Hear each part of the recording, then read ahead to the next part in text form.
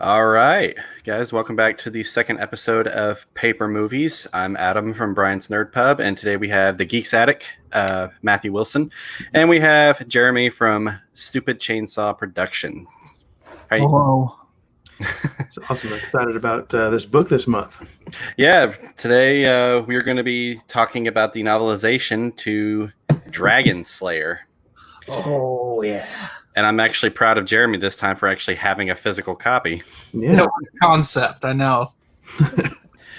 But yeah, this was the novelization of the film from it was like 1981. 1981. Yeah, it's a Disney right. Lucasfilm. Not Lucasfilm. It's just a Disney Paramount. I'm so used to saying Disney Lucasfilm. It's all right. Disney Paramount. Paramount Lucasfilm made the Indiana Jones movies, as in Paramount distributed and Lucasfilm did everything else. Yeah, there's like a new technology that they used in the film too. I can't remember what it's called. Go motion. Does that sound right, Jeremy? Oh, I don't know. They did something new for the film that wasn't really done before, which I guess Screen. ILM was involved, so they were doing some edgy stuff there. A fairly new ILM. Well, Matthew, do you want to go ahead and give us the summary? Yeah, so basically we've got this. It's an old fantasy film or book story. We'll say story, where this dragon is taking root in a village, and in order for the village to appease the dragon, they do a sacrifice twice a year on the spring and fall equinox. They do a lottery where they draw names of all the female citizens of the whole land of Ireland, which is the whole nation, and it's all the younger women. So like I think 20 and under is all the people. 13 to mid-20s. Yeah, and they all go in this lottery, and they draw a name, and then that person is sacrificed to the dragon, and this keeps the dragon from destroying the crops, the villages, just murdering everybody. So that's how they keep the dragon at peace. And then these villagers, they go seek out a wizard, because the dragons were created by wizards, and the only way that you could really kill one is with a wizard. So these villagers go out seeking a wizard to destroy the dragon, and wizard basically, I guess, should we just go ahead and start talking about story points too now, since I'm kind of bleeding into it? Well, I mean, yeah, go for it. Chapter that you're going to spoil. I know what you're going to spoil. It's just like so they have this journey where this guy, the apprentice of the wizard, basically is the one that makes it out to Ireland to put an end to the dragon, and things unfold that way. So that's basically the summary. It's the hero's journey. Yes. I was going to say, like, with a lottery, it's just like, that's basically the Hunger Games where no one wins, you know? Yeah. Only this was a lot better made, not empty, and didn't have horrible cinematography or horrible special effects. I just watched all those movies, by the way. They all suck. Well, I was going to ask, like, how's the read for you guys? Like, Jeremy, would you like to go first? Yeah, first of all, I want to put this out here. This novelization, to me personally, not bashing the movie, this is superior to the movie in just about every way, to the point where you don't even necessarily need to see this movie to get something from this book. In fact, if Matthew had told me that this was just a great novel and was not based on a motion picture, I would have believed him if it didn't say right on the bottom that it's based on a motion picture. Like, dude, I would have known. As I was reading it, that I was feeling this. I was thinking the exact same thing. Like, as I was reading this, I was just like, I'm surprised that this wasn't like a novel before it was made into a movie. Like, yeah, and because reading this, you can actually get, you know, the impression that, like, wow, the book must have come first, because it goes like very in depth to a lot of things, and yeah, it was just I'm normally not one to read like a lot of fantasy, like with wizards and dragons and stuff like that, but I actually, you know, enjoyed keeping up with it. Yeah, it's definitely different than the movie. All the same story points. There's so much in the book that's not in the film, which is insane because, like we said, me and Adam have the paperback. Jeremy has the hardcover with him. I have the hardcover too, but it's easier for me to carry the paperback around. But it's only 218 pages, so it's pretty short. However, I think if this was a novel that was printed today, it'd probably be around 300 and so pages. You think? Because it's and I don't know because the hardcover is 183 pages. I think that's the perfect length for this. Yeah, it's like the words top to bottom, and it's pretty small print too. So I know a lot of the new books like to space things out a little bit more too. So yeah. Plus the chapters are like each like 15 to 20 pages. Yeah. Except for chapter 7. Yeah. Chapter 7's like 20, 30 pages long. Oh yeah. There's like the break with the photos from the film, I believe, in that chapter. Oh, paperback. Maybe the paperback in the hardcover, they put it in the middle of chapter 8 in the middle of a conversation. And I was just like, what? And then not to mention, there's photos in this book that are direct spoilers of what's to come with captions. Wow. Explaining exactly what these stills from the film are. And I'm like, oh, spoilers. I'm glad I've already seen this movie.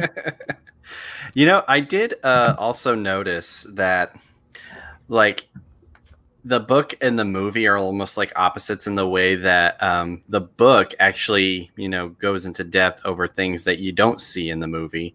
With the movie, it's completely different. Like, the movie actually, it's all about, like, like Ulrich getting killed or the priest getting engulfed in fire. But, like, with the book, like, it's just like with one sentence, they said like, and the priest was engulfed in fire, then moving on, that's just... yeah. See, I've got a list of notes next to me here too that I took while I was reading that. So when I'm looking around on my my computer, I'm going to read some notes. So like I wrote down about the beginning, the description and scene setting in the beginning was absolutely incredible for me. There's so much explanation and descriptions that are going on that aren't in the film, and it really sets the mood and the tone for everything that's going to follow. To me, that gritty 80s movie film vibe that you get when you watch those old movies, there's like the little grainy, like everything looks foggy kind of. You get that when you're reading the book.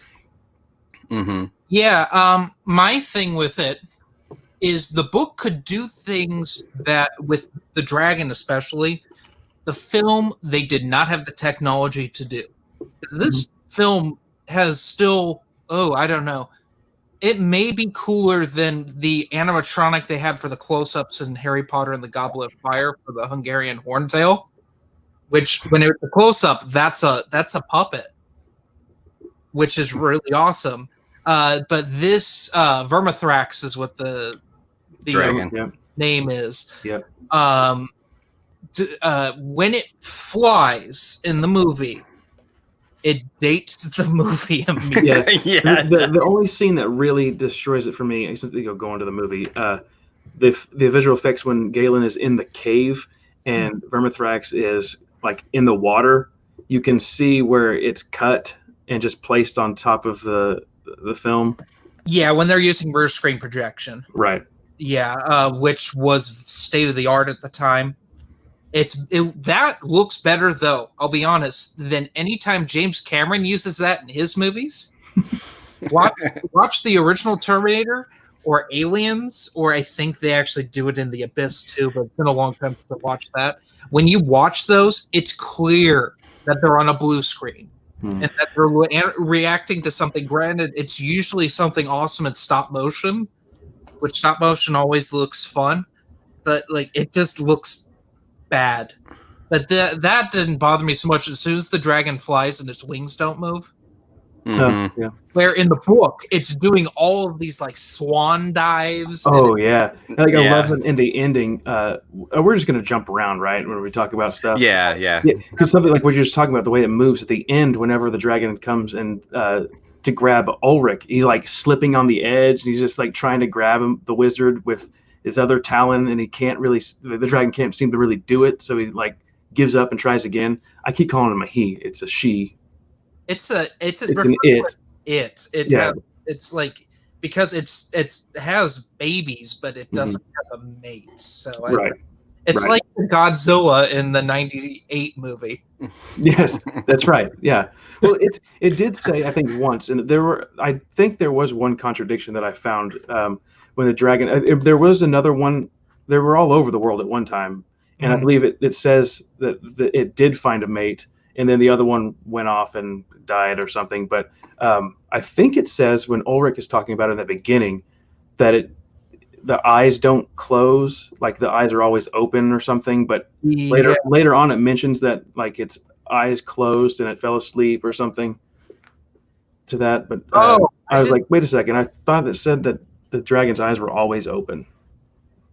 Well, in the first, so the cool thing, number one thing I liked about this novel is that Vermithrax, we get its perspective. Yeah.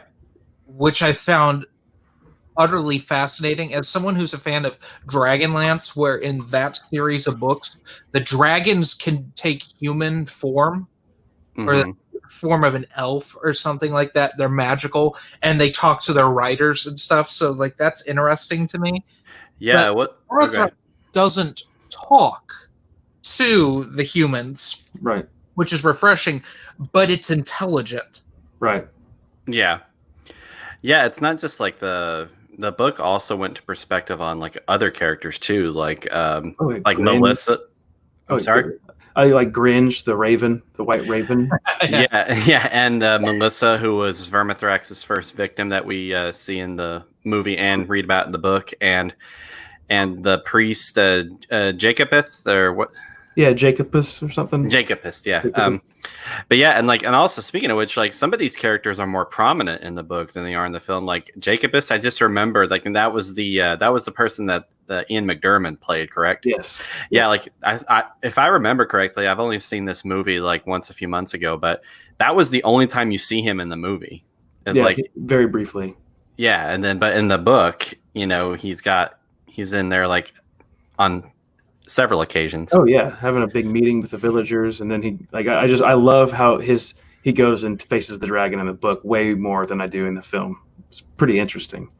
Yeah, but with Galen, okay, I love how the book dives into his history. In the movie, he's just the guy, the apprentice, sitting there with Ulrich, the main wizard, but he has no motivation, no care at all for being a sorcerer. He's like, I just want to get out of here. I want to go do my own thing. But Ulrich is like, no, you gotta do this. I'm teaching you everything that I know. You have to pass it on. The reason he's there is because his parents basically sold them to Ulrich because he was conjuring up animals and doing other weird sorcery things that they didn't want to happen around them. So they gave him to a wizard to become an apprentice, which I thought was pretty cool. I mean, you go back into the whole orphanage type story where it's like, oh, some kid without his parents, but he was raised by somebody his entire life, So I thought that was a really cool take in the book of getting Galen's history, and even with Ulrich looking in the big bowl of water that is like a vision into the future, the past, and the present, showing different things in the past. We get a glimpse of how the dragons were made. I thought that was very interesting too. I mean, like you said, like the book being under, 220 pages, it gives so much detail that I never thought that it would. Like a 220-page book would. It's incredible. Waylon Drew did an amazing job. Would you say it gives more detail that we care about, unlike Jason Fry's novelization of The Last Jedi? With the rock, paper, scissors game in the sewer. This book, everything in this book, I thoroughly enjoyed. I was gonna say a couple of things. Like one, the one thing that I thought the movie maybe did better on was that scene with in the book where how like Galen is summoned by the king, because he wanted to meet the dragon, and I felt like in the film, his encounter with the king was more humiliating than it was in the book because, you see Galen actually try to show them his sorcery, but he fails at it. And then, but in the book, I just kind of remember it just being kind of like an interview or something like that. So like, no, the dragon is dead. I killed it. And he was like, no, you didn't. Yeah, that's true. The book does have, or the movie has some things that the book doesn't have that could be a little bit better. But yeah, him kind of being embarrassed in front of the king Cassiodorus and all of his like little henchmen or whatever you want to call king's people. But yeah, but I was gonna say but what they did the same is that I remember Galen in that scene, like he didn't show his embarrassment or his fear, and they even actually mentioned that in the book, like he did not show his fear, like when they said that they were gonna lock him up, he just kind of kept his head held up tight and just stared him down and everything. I thought that was cool that they included that in the book. Yeah, and it's funny too because they mentioned that the king had some sort of like birth defect that made him like a mouth breather. Yeah. Always open, and I was like, that's really interesting, like a weird detail to put in the book because, like, then you think in the movie, the king always did have his mouth open. So if they like based the book, I mean, if he got like a script to base the book off of, which is I think is how it all usually works. Yes, I really want to know what that script looked like because there were so many things that were changed, so many things that were added.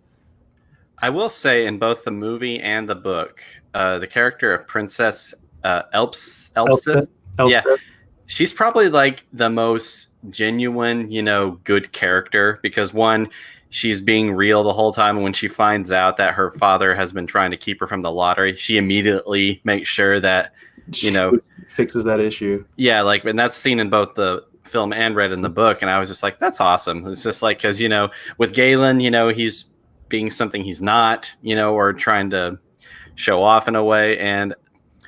But I just thought that was actually kind of cool that they even make her Elspeth like kind of a slower, I thought, in the book, like she's just completely oblivious to everything. Well, they made her come off as she was so sheltered that she was still a child as an adult. Yeah. It worked for me. Oh yeah, no, it worked for me as well. If anything, if I have one complaint about this book, it is the switch from her going from being like being childish to like, oh, I need to cheat the lottery so that I'm chosen, right? And kind of rushed over, yeah, a little bit, but that's like a nitpick. Yeah, I can see that. Things that were really interesting too is that Kraganmore, when at Ulrich and Galen's little castle, I thought it was cool that they like Galen destroyed it, but when they left, it's like, oh well, we don't want to give this over to the robbers and to crooked people, so let's just tear it down. So it's like after the little test failed with Ulrich and Tyrion, which it really didn't fail. It's like, let's get out of here. Let's follow him. Hodge, poor Hodge. I liked him as a character too. Crazy I did. Speaking of which, did you guys think that Tyrion was more intimidating in the book than the film? Because for some reason, like during the fight scene where he and Galen are fighting, I don't know, like he mentioned something like to Galen, just like he's like, "You're gonna regret that." I was just like, "Ooh." Yeah, he was intimidating, but he was also seemed a little bit more forgiving in a way, or merciful to me in the book.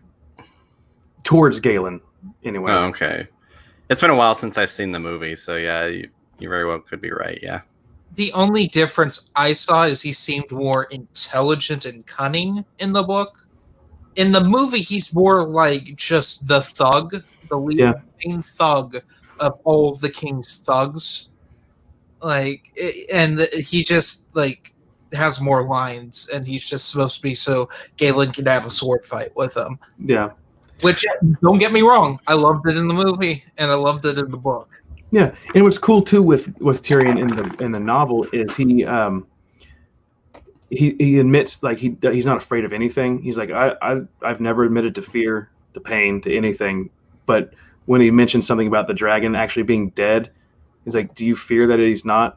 Something like that. I could be wrong what I'm talking about, but Tyrion actually, like, he says, yeah, I'm afraid. Like, he confesses his fear to Cassiodorus, the king, which I thought was pretty neat. Yeah, I mean, I've always liked that, like I respect characters like that when, they're strong, like they know how to fight and everything, but they're up front with like, oh man, this thing scares me, like, but they still face it anyway. Yeah, yeah. So I've got a bunch of notes on a lot of this stuff, like Gringe, the White Raven. I thought he was pretty, like, he was like a little comic relief throughout the whole thing, but also drove the story in crazy places too, you know? Yeah, he wasn't overused. He was not a Jar Jar Binks. No. No. And it's like you just see it, like he just kind of disappears, and you know Galen recognizes them, and like when he's in that cell, the prison cell, he sees the bird out there playing around with that Elspeth, and he's like, Gringe? And then like, Gringe comes over to the window and just like says something to him, and then just takes off, and you're like, what? Come back. You know, then he sees him later on too, like hanging around the Blight area. Mm-hmm. Which is cool, and he actually saves the day too, like saves Valerian's life. So that was neat.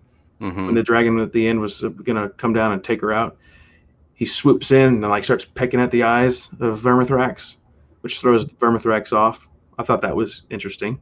Yeah. I remember that part. And then he dies. Yeah, he gets turned into a Thanksgiving turkey. Yeah. Pivoting to Valerian, I liked her in the book far more than I liked her in the movie. In the movie, I found her kind of annoying, but in this, like they give.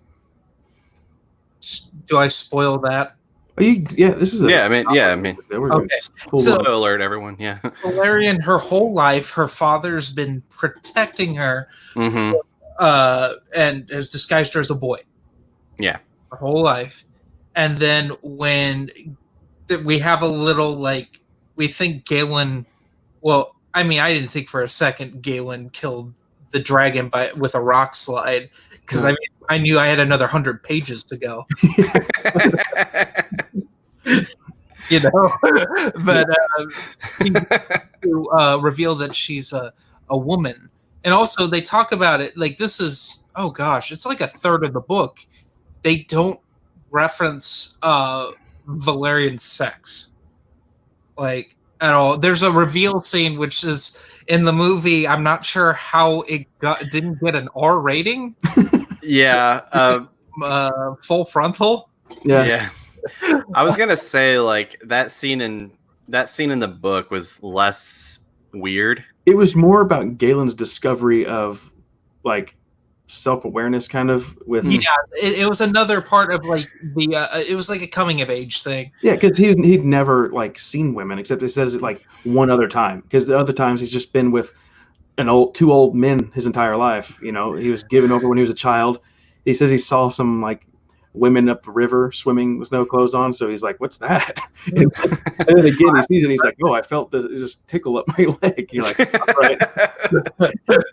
Well, it was in the movie. What weirded me out was that I remember him talking to Valerian, saying he was just like, "Oh yeah, I knew you were a woman the whole time," and I'm just like, that's kind of, I don't know if that it's played off as comedic in the movie. Yeah, it worked in 81, but it really doesn't in 2020. Yeah, well, like what I like about it though too is like in the it's all like innocent too. You know, they play. Yeah. Like, I think if this book and movie were written today, it'd be like real pervy and just creepy. But like, it even says when the Erlanders were at Kraganmore, like Galen's like, there's something about that Valerian that's just different. Why am I attracted to that person? And then you like find out. Okay, it's like, oh, yeah, okay, that's why. I knew it.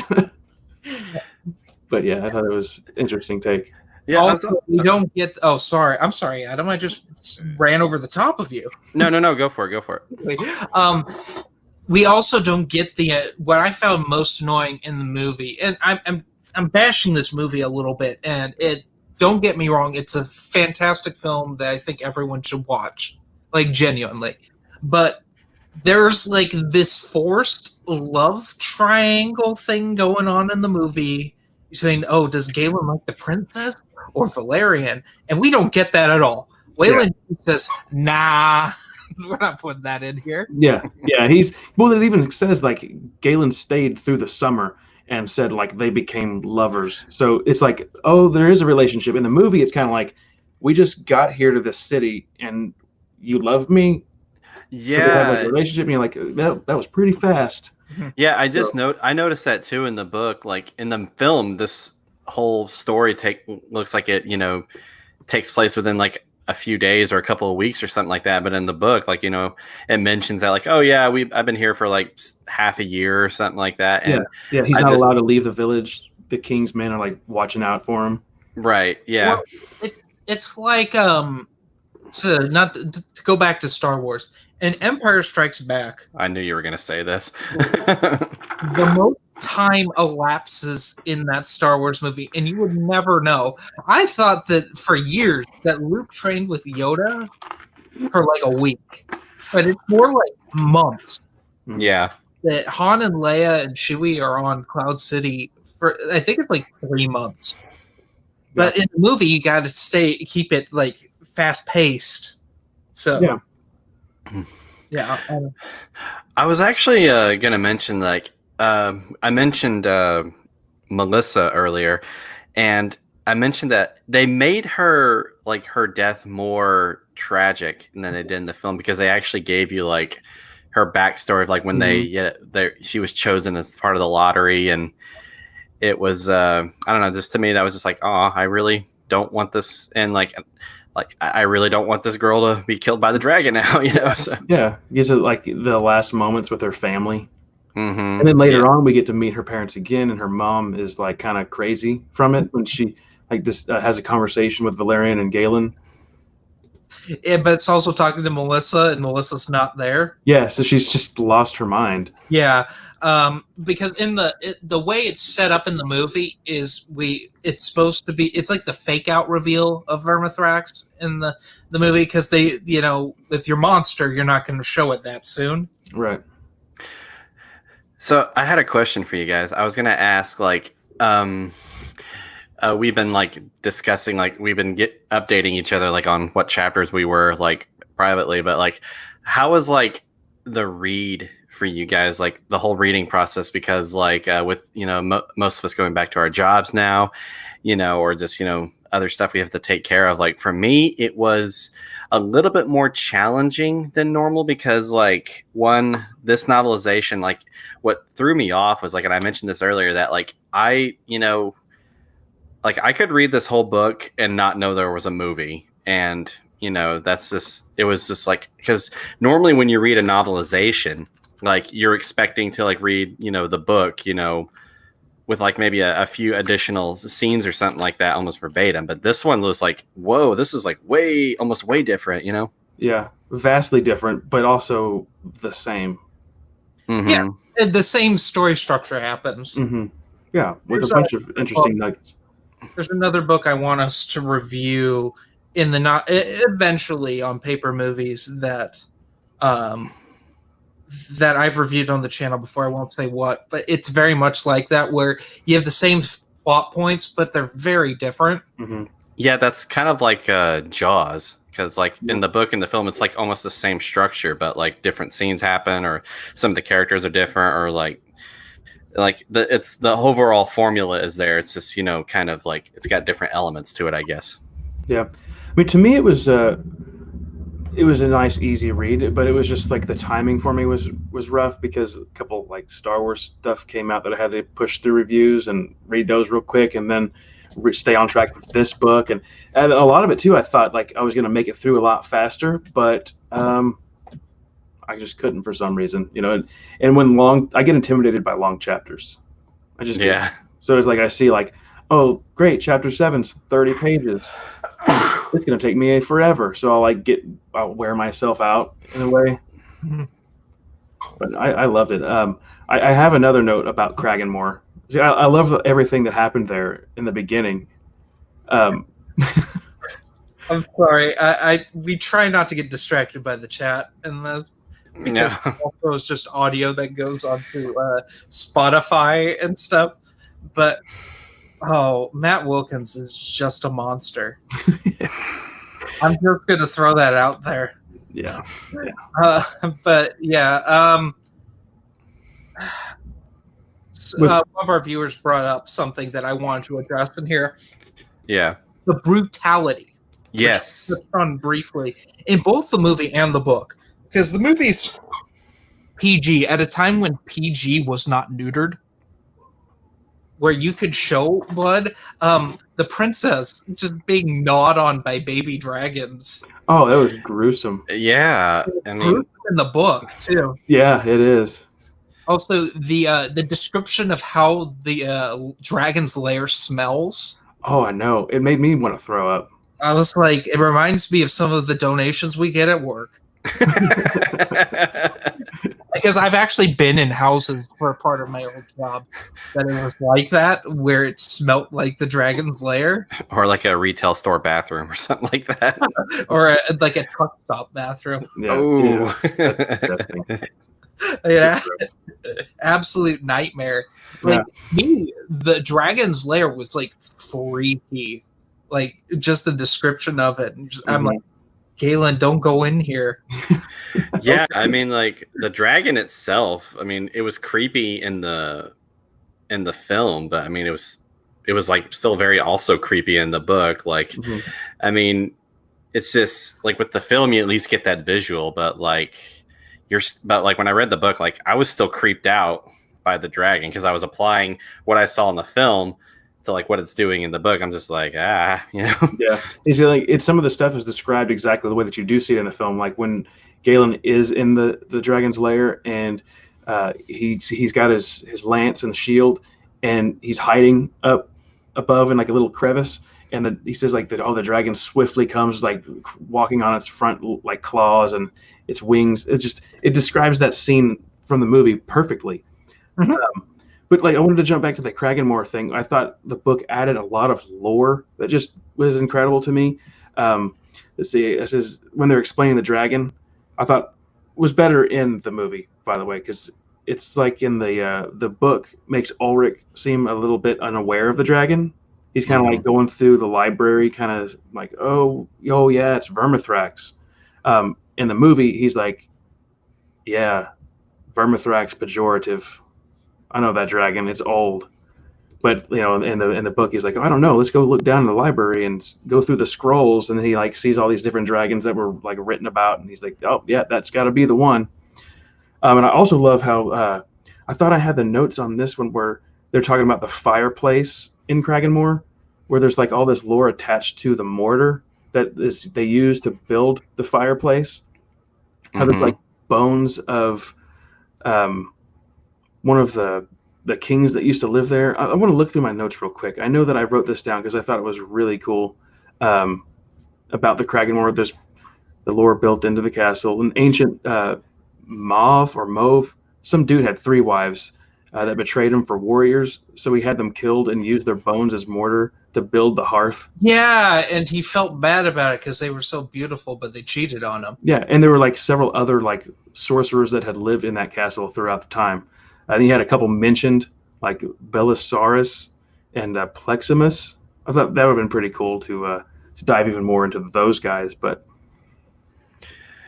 no, you're absolutely right. Like you get like all of this additional lore. Like I kind of felt like when the novelization was like there to explain like what we see in the movie, like give you like a backstory, like of like certain characters that we probably wouldn't think twice about if we saw the movie. But no, like I like that too. Yeah. The lottery. It would suck to be a part of a lottery like that. Getting your name thrown in a big leather jar or a big mason jar. And I'd hate to see what the Powerball comparison to that would be. Yeah. And what was the guy's name that had to read the Codex Dracorum? Oh, I can't remember. I don't know why I can't remember it either. But everyone has a weird name in this book. They do. Yeah. I love the names. I thought they're fine for me. Like, it's better than some fantasy I've read where it's just like, come on. Yeah. Way you say Legolas and not say Legolas. I was Vermithrax's name in the book. I can't remember this one. Did it say Vermithrax pejorative or just Vermithrax, the great worm? I don't remember, man. Because I know in the movie, Earl Ulrich, when they're talking about it in Kraganmore, he's like, "Oh, Vermithrax pejorative," like he's having a PTSD moment. I think I remember what you're talking about. I just can't remember like what page it was on. I don't know if it did say pejorative in here, just like the last. I can't quite remember either.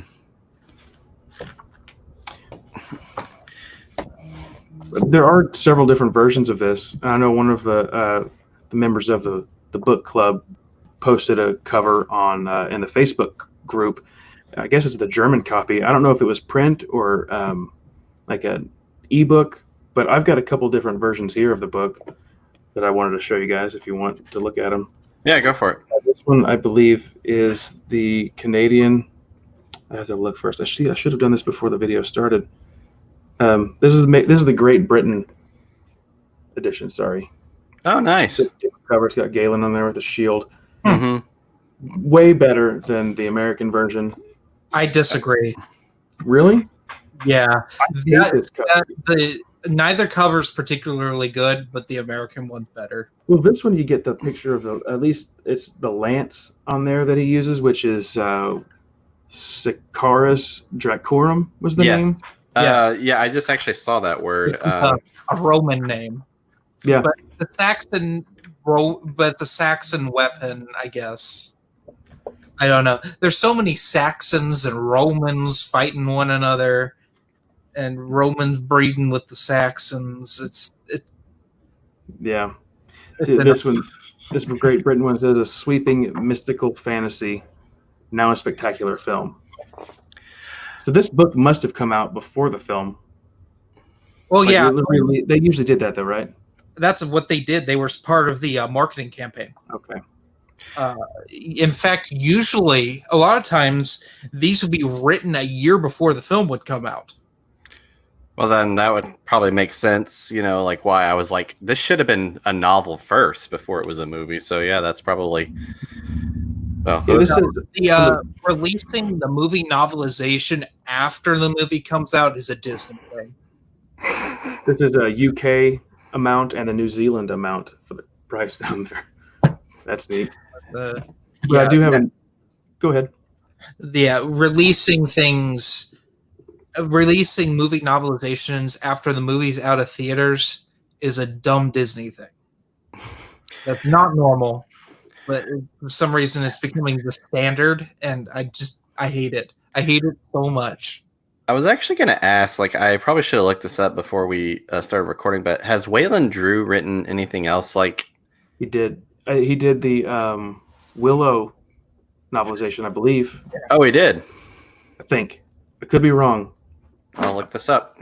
But yeah, while you do that, I'll show you if that's what you're asking. Do what? He's not written any Star Wars, to my knowledge. No, I don't think so. But he was a fantastic writer. I have the Canadian version, which to me is the best cover. Yes, he did write Willow. Yeah. Okay, I like that. Yeah. Oh, yeah, that's cool. You got Ulrich over here and Galen. Vermithrax swooping down. And then you just got a close-up of his face on the back. I have to say, the actor that played Galen, I think his name's Peter MacNicol, I think. Mm-hmm. I feel like, one, this was the first movie he was ever in, and two, I think this is the only action type role that he's ever played where, most of the roles that I've seen him in are, more comedies. So I thought that was kind of interesting. Yeah. We do know this is a random. Well, I'll go ahead and show you the last cover that I have here. I actually there's a comic book adaptation, which is what I'm going to show you. But there are 2 issues of the comic. It's this one though. I have both of those, but this is the collection of both of them in one. The paperback. Which that's the best cover. I was about to say Vermithrax looks terrifying. Yeah, really evil. You got a real picture photo on the back from the film. Part of me wants to address this comment in the comment section of releasing a book after the movie comes out fixes the plot holes. No, that's then you shouldn't make bad movies. This is 1980s Disney, not 2020 Disney. Yeah, this is in a pre-Bob Iger, Kathleen Kennedy era. Yeah, and by the way, this is all published by Del Rey. Of course, like Del Rey is like one of the biggest publishing companies ever. Except the UK version, Fontana. Well, because there's no Del Rey in the UK. Right. Because like Star Wars books now are in the UK are published under Century. At least they used to be. I don't know if yes they are now because I have an oversized paperback of Solo, a Star Wars story, and it's a Century print. I was going to ask you guys like two questions. One, would you recommend the book over the movie? And two, like what would you rate this book overall? Jeremy, you want to go first? I would rate this book over the movie because one, it's easier to find in the movie. Well, actually, that's not true anymore. It's digital copies everywhere now. Yeah, but back like when Matthew first introduced me to this, like a couple of years ago, you could not find this movie anywhere. It's still not available on Blu-ray. No, this needs. I don't know. It must be some licensing thing. Yeah, like when Matthew was recommending it to me to read it, like I just typed it in like on a free streaming app that I have on my Roku, and it was just there, but it was only going to be there for like maybe 2 or 3 days. I'm like, ooh, I got to watch it now, you know? Yeah. But this book is significantly better than the movie. I would out of 5 stars, I'd give it a 5 out of 5. 5 out of 5. Yeah, I give it an A+. I love it. I mean, I'm one of those people that like, yeah, I love the book, but I think the film, maybe the film just has a special place for me because like I saw this movie when I was like 3 or 4 years old for the first time, and then like I always remembered it, and then I sing it on TV once, maybe in junior high again, be like, oh yeah, I remember this. I love this movie. I've always remembered it, and then finding it when I was in college on like the digital format when they started releasing digital format movies, like I had to buy it, and now like I bought it on iTunes, I bought it on the Amazon TV, so I have it because for some reason it won't cross over onto one of my TVs because it doesn't accept both platforms. So like I own the DVD, like 2 copies. I love the movie. I just wish it would be on Blu-ray. We can have the hard copy of it, you know. I did actually see that Amazon was selling the movie posters for it. Yeah, I love the movie posters. So it's hard for me to say if I recommend the book over the movie. If you can't find the movie, definitely get the book. Can't find the book, get the movie. I would personally go with recommend my experience. I saw the movie first, and then I read the book because like you get that surprise of like getting all the extra detail. So yeah. Go ahead. I'm sorry. Like with the visual of Vermithrax, to me, is the coolest looking dragon from any film, any like picture that I've ever seen of a dragon. Vermithrax takes the taco. Yeah, like I said, it's I think it's tied with the close-ups from Goblet of Fire, not the distance shots that turns into a horrible CG effect. Yeah. Because I told you ILM was involved, and there is that photo out there. You could type it in Google. Vermithrax fights. What is that thing from Star Wars? The Rancor. And you'll see where they put the 2 models that they had together, like where they're fighting, and it looks really cool. I'll have to go check that out. It's awesome. Now, I'm gonna confess, like both the ending of the film and the book, I might have been a little bit confused. Like, were they trying to imply that like Vermithrax was the final dragon, like ever, and like all magic was gone? So pretty much, yeah. Oh, okay, yeah. And that's what tie in what you're saying. There's a quote that I wrote down, or an excerpt, whatever you want to call it, that I thought was pretty good. It's Valerian and Galen were talking to each other, but it says, all that knowledge and wisdom I could have learned, it could have kept it. Sorry, I'm reading these tiny notes. Yeah, all that knowledge and wisdom I could have learned, I could have kept it and passed it on. And then Valerian says, perhaps, she says, there's room for only so much wisdom in the world. Perhaps it changes. Perhaps it has to die in some ways before it can be born in others. So I thought that was pretty neat. Basically saying that it's a season where, things need to die off, and maybe eventually sometime down the line, it'll all come back. Which reminded me of another book series out there that I haven't finished. Just fantasy stuff in general, just always about repetition and, the wizards die off and they come back again. Like Lord of the Rings. Yeah.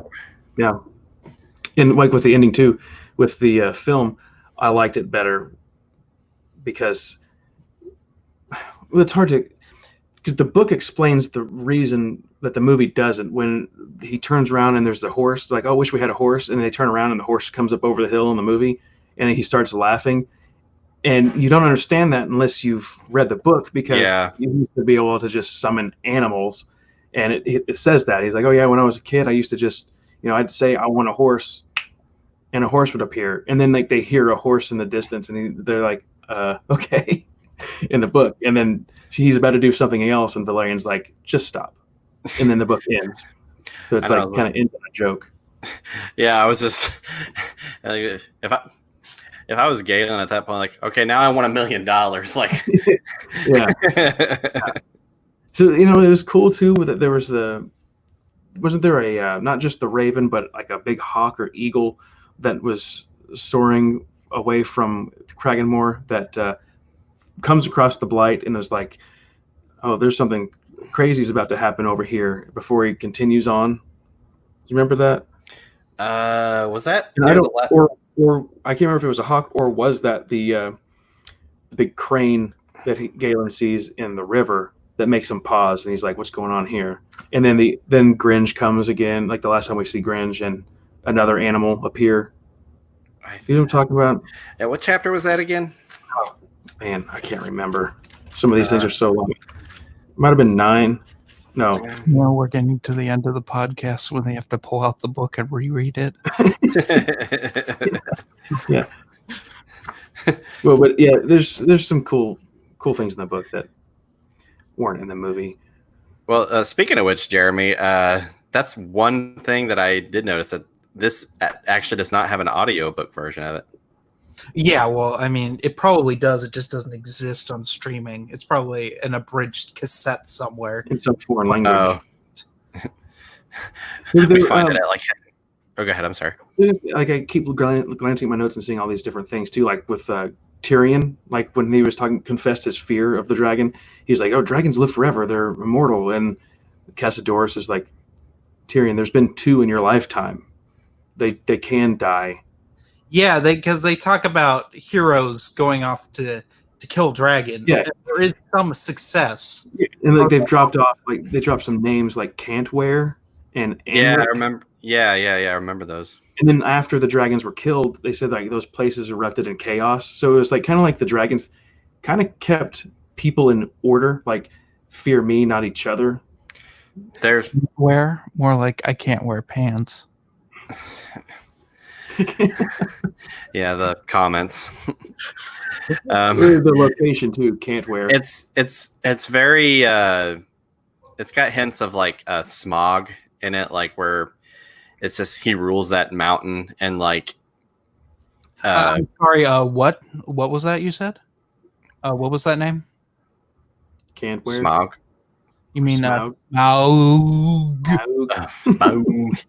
But no, like where, I mean, one, the dragons are immortal, like, and they can only die if they're killed, like otherwise they won't. And just die. Yeah, and 2, they kind of like people are always like, kept in. Dragons always keep people in check, basically. Yeah, like yeah.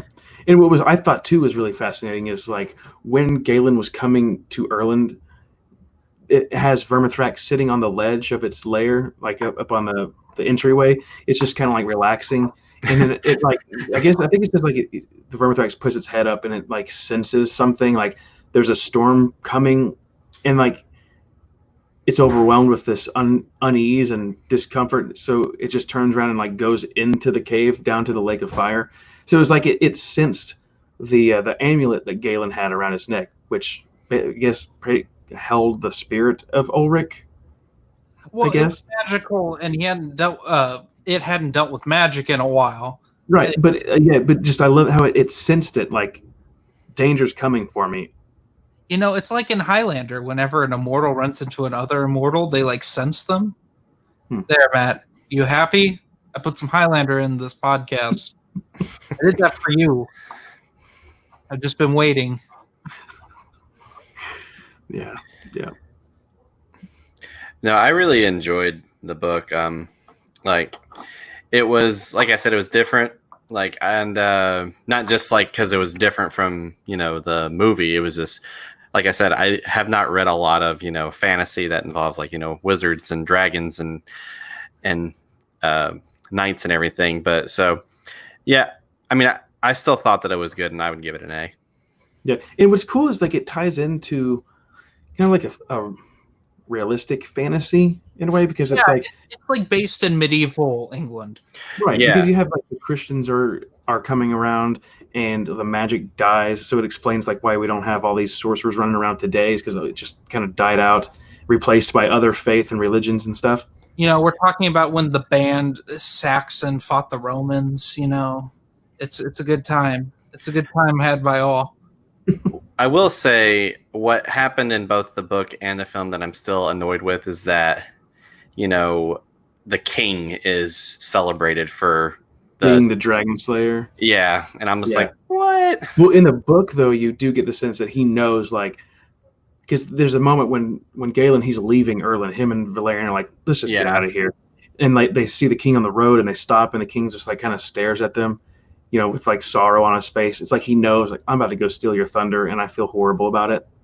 Like, here's your amulet back, Yeah, he's like, here, you can do this better than I can. But when they do finally actually leave, they cross paths again, and like that's when Valerian's like, we're leaving. It kind of like stops their little like stare down that they're having. Yeah, he's like, you son of a, Yeah. It was cool too that they explained like why Valerian was disguised the whole time as a male, because her mother was a victim of the lottery. Yeah, I like that. I like that description. It was very sad, and as a father, I probably would have done the same thing, honestly. Yeah. So that's a crazy thing that, like, if you read the book after you see the movie, that can serve as like a little, oh, cool, I didn't know that. But if you read the book first and then you watch the movie, you're like, how come we didn't explain that? Yeah, so it was like one of those little like surprise nuggets that you're like, oh, cool. I personally always like watching the movies first and then reading the book, because I like looking for those Easter eggs or those deleted scenes, or where it goes more in depth on like certain other aspects of the story. And then because then I could like the next time I watch it with my wife, I'd be like, hey, did you know that I did that a lot with the James Luceno Plagueis book. And then we watched Attack or the Phantom Menace again. Like, did you know at this time Plagueis was doing this? And she enjoys that. We have all those the travelers from Erlen that went to Kraganmore. Those names, like Grail, he was cool. I mean, you felt bad for the guy because his daughter was lost to the dragon, but he like gets angry and pissy and tries to fight Galen, and then everybody kind of like punches him and kicks him and stuff. So then he like comes up later and says, I'm sorry. But in the movie, you don't know any of that stuff. But one of the other travelers, I thought the name was funny. And I don't know, in the movie Alien, what are those aliens called? Xenomorphs. And this guy's name was like Xenophobius or something like that. I pronounce it as Xenophobius. Xenophobius, the Mueller or Meller or whatever. I don't know what that is. Now, I was going to ask, I may have missed it, but why is it women? I can't remember. I think the idea originally was they were sacrificing virgins. And the Armathrax is so elderly. Doesn't care at this point, so they're just sacrificing any woman. Well, at this time, you have to understand these are they're basically Puritans, so it's not like they're having like relations out of wedlock. For the most part, they're mostly unwed. Yeah, with the exception, which I found interesting, of Valerian's mother. Because I was under the opinion when watching the movie that they were all like unwed. Yeah. Hmm. Yeah. Yeah, they never did say that. But yeah, Well, it's just them in white and stuff, and that's like pagan. Because there's some pagan sort of things going on in this with the sacrificing. yeah, everything has to follow exactly the order that's been written. They even say like, "Oh, it's been written that you have to sit in the wagon." Oh, you have to be tied. It says it. Like that was kind of comical too, because the guy, which I still can't remember his name, like every time when Melissa would be like, "Oh, can I do this?" He like, "Oh, but it's written in the Codex Dracorum that you have to have the flower in your hair." It's just like everything is like, "Well, it's written in the Dragus." You're like, "Okay, we get it, dude." It's like rules are rules. Yeah, it's driving me crazy that I can't remember his name all of a sudden. Yeah, to be fair, like it's like what Jeremy said. Like there's like a lot of names and like weird names in this. Like Galen is probably the easiest name to remember because one, it's so simple, and two, obviously Star Wars again. But yeah, The Jacobus, his death was pretty gruesome. You get just charred. This is when you do notice like Vermithrax just doesn't care at this point in his life, her life. Vermithrax lives in agony. Yeah. So it's like, oh, here's a free meal, just like chars it and moves on, like doesn't care. He's like, "You get behind me, you foul demon!" And it's just engulfed in flame. Kind of comical, but also pretty bad. Oh yeah, no, it's horrifying in the book. We're just playing it up for laughs right now, because it's funny when people just get horribly like it turned into a charcoal clump, and they keep referencing the charcoal clump that is. Oh yeah, they do several times. In fact, the white raven lands like right next to him. There's just two characters that are pieces of charcoal. Yeah, it's just so gruesome. And like, doesn't it describe Jacobus as like he's just a withered up charcoal piece that's like all twisted and like his arms like sticking up, pointing to the sky. It's just it's like, wow, this is disturbing. Yeah. Oh, there's a comment that says xenophobus means he hates foreign people. Yeah. Huh. Yeah, the guy did hold a grudge. He didn't feel at ease with Galen or Hodge or anybody. So that can make sense. All right. Closing thoughts, people. We're getting to that time. Get this book. It's easy to get on eBay for super cheap. Or just be like, "Hey, Matt, can I borrow it?" That's where I got my book. How many copies? Yeah, how many? I have. Well, we've got the comic adaptation. I've got the 2-issue comics, like the singles. We got that one, and this one, and I've got 4 of these plus the hardcover. So a few. By the way, people, I had the hardcover before he did. You did, yes. Jealous of me? Yep. I was like, oh man. And yours is in really good condition too, isn't it? Well, this one you gave me not so much, but the one that one had never been read or was read once without the dust jacket on. Yeah, see, this one that I have in my hand, the one that I did read, when I got this one, it was in perfect condition. Kind of like these other 2, these foreign ones that I have, which, these haven't been read. These look like they were someone that collected books that just like, oh, I'm going to put these up on the shelf and never read them. Kind of like a lot of my books. But even the comic adaptation, the spine is perfect. It's not creased at all. But I have the other copies of this that I do have been read. They're pretty messed up. But when I got this one, it was perfect. This crease happened last weekend, and it made me sad. You should have read one of the beater copies. I should have. But I was like, oh, I want to hold it in my hand and be all crisp and clean. That's what happens. You ruin books. Yeah. I was say on eBay, like I said, you can find them. A lot of them are on there for under $5 and free shipping. And yeah, I recommend both. See the movie, or like read the book first, or whichever you prefer. But read the book, see the movie. Yeah. But I was also going to remind our viewers that after this podcast ends, we're going to be doing a live stream just almost immediately after. So, and then we'll answer more of your questions and, and discuss the book with you and other stuff as well. So, but should we go ahead and tell them like what's going to be going down in paper movies like for the next 2 months? Yeah, sir. Since we got it laid out, Jeremy, you want to go ahead and do? Okay. For those of you Stupid Chainsaw Production fans, July is a special time because we live in times of conflict and it's really hot. So that means it's the summer of the Predator. We're doing a ton of Predator stuff, and every weekend in July, we will be watching a Predator movie. Oh, and Nice. Some commentary. But our book club for next month, the month of July, is from Christopher. Oh gosh, Isn't Christopher Golden? His novelization of the last Predator film, The Predator. Yeah. And it's going to be on Stupid Chainsaw Productions channel. Yes. On the last Thursday, most likely the last Thursday of next month. And in August, this is probably going to be on Geeks Addict's channel, but I requested that for August we're going to be doing Raiders of the Lost Ark. Yep, Indiana Jones. It's like that'll be for August. And Matthew, you want to say what's going to be going on your channel for the month of July, like as far as reviews go?